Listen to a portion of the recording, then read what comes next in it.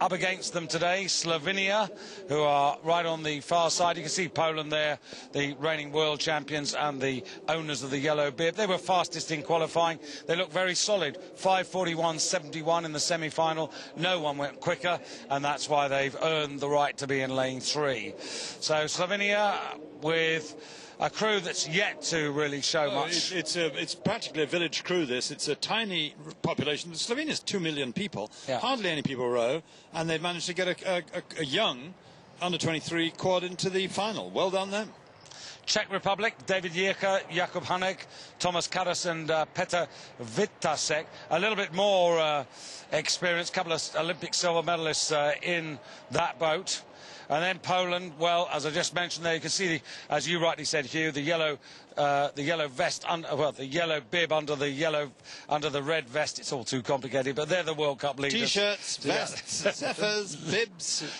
They're the best in the world at the moment. Ukraine, now this is very interesting because Ukraine silver medalists last year, and from time to time the Ukraine, both at women's quadruple sculls and men's quadruple sculls, can deliver a threatening crew. France in lane number 5, Julien Bahane in the stroke seat, and closest to you will be Australia with David Kelly, James Gatty, James McRae and Chris Morgan. That's the line-up there for Australia. So, men's quadruple sculls.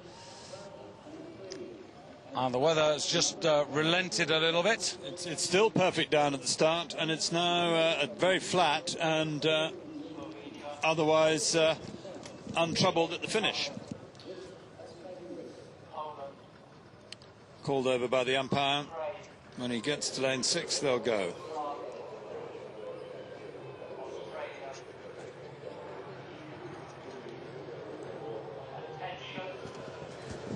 So just...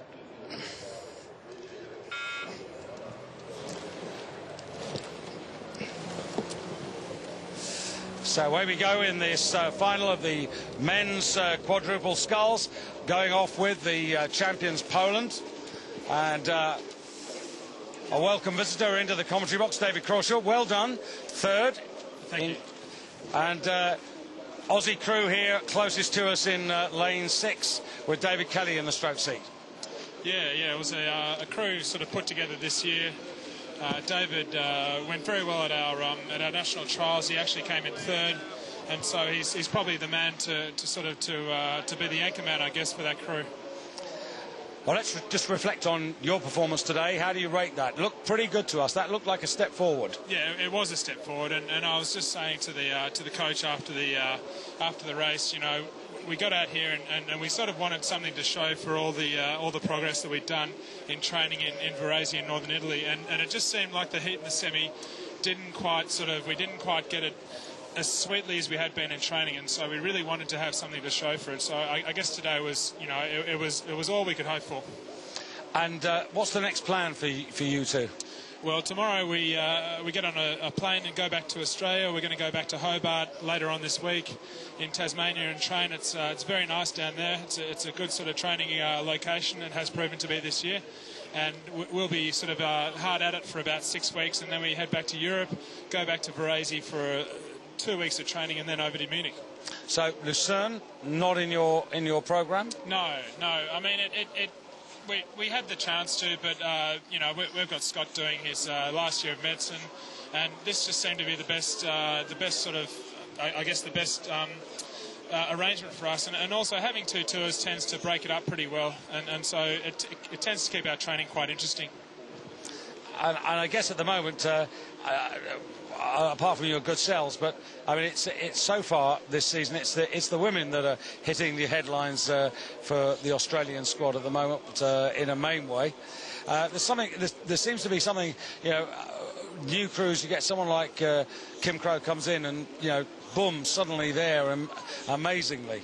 Oh, a very talented athlete she is. I mean, I actually trained in the same gym as she did when she was a runner, and she's sort of the infancy of her rowing career.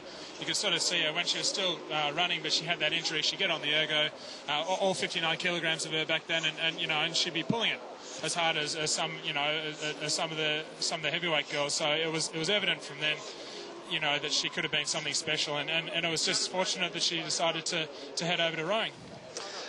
Well, in this 1,000-metre quad race, you can see that it's Poland and the Czech Republic having the real serious battle. Australia, just this is a relatively new combination, isn't it, the squad?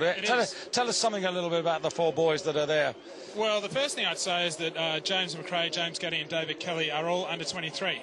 And Chris Morgan is, I guess he's about 2 years out from under 23, so he's a little bit older.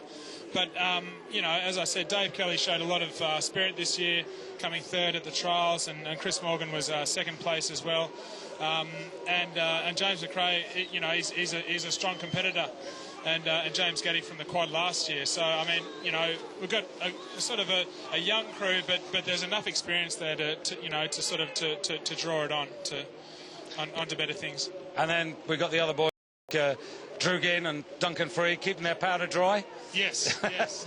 Well, they'll be over in Lucerne. We've got a sort of an assortment of crews at the different regattas, and you know, we lose the heavyweight women's sweep and the men's sculling, but we also, you know, we gain the men's sweep this regatta, and we get Duncan and Drew and the lightweights for Henley and Lucerne. And never to be underestimated, the rivalry between you and your Kiwi neighbours, as they keep reminding me there's 40,000 of you and 5,000 of them. And they've had a pretty good day here. They have. And I think it's worth noting that that in our race, the bow seat was an under-23 who was called up one day before the heats, which I think that's an amazing effort, I've got to say. And it's certainly something that we've sort of, we're going to have to keep an eye on, I guess. Yeah, well, they're building up en masse, aren't they, to the World Championships in 2010, which at least will be a local journey for you. Yeah. But the squad itself, I mean, the Australian squad at the moment, going in the right direction, do you think?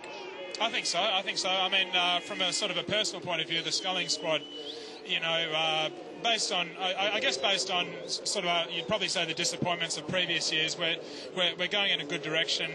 You know, I think we've got a good sense of direction, which we may not have had in previous years, and so I think that's sort of important. The squad as a whole, I think it's going quite well. You know, we're yet to see some crews, you know, namely the lightweight men and women, and the women's heavyweight sculling, which, you know, I think it'd be looking quite excited with that, because they're a very strong bunch of girls. Well, it's going to take a good crew to blow the colours of these season campaigners. The Poles finally have got the better of the Czechs here and are coming home, and they are quite a way ahead of the rest of the field, led by France here. Australia have moved up, actually, from 6th place. So it is Poland and then the Czech Republic, France going across the line. And actually, Australia coming up from 6th place early in the regatta to finish, I think, I would say, a respectable 4th. But I'll just wait for that. The scoreboard corrects itself from time to time here. But I would say they were 4th. We'll just wait for the final times to come in. But Poland, they're on a mission. And it's just a question of whether they can keep it all together till Beijing. You have a horrible feeling for this Polish crew, that, you know, they're going to do all the hard work. They may get the world title, but suddenly, a year on, there'll be another crew going for them in Beijing. Well, I guess I've seen it before with other crews and other boat classes, but I mean, they're a class act.